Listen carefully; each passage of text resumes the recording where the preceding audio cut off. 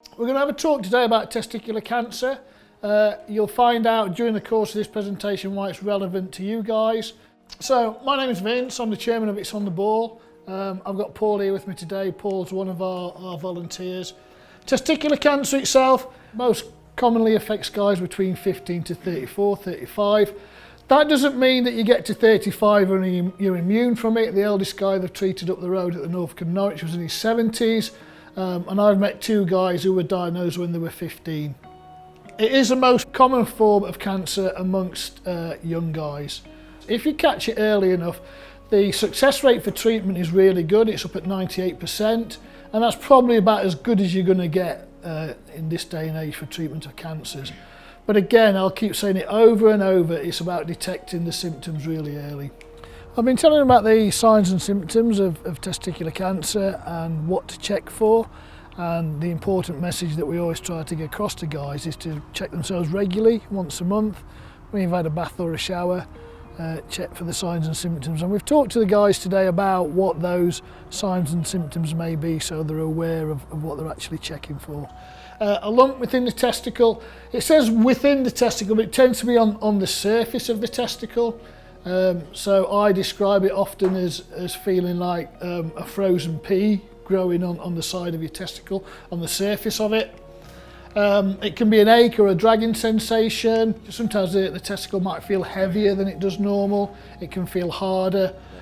Well, I want them to take that message home with them. I want them to look after themselves, but also to help us to spread awareness.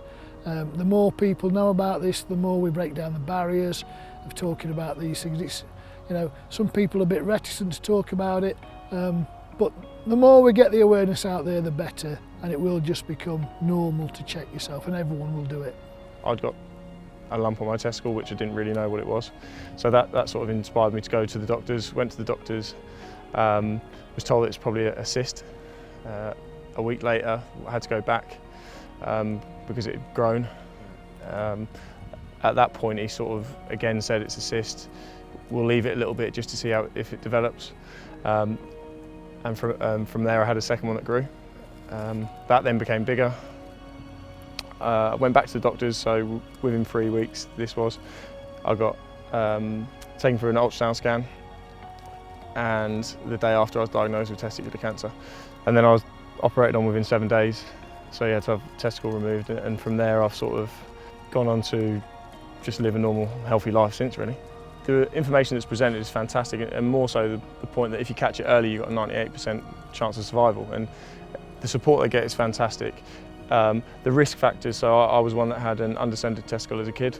I spotted it, told my parents. That was probably why I was self-conscious, to the point that I took myself to the doctors.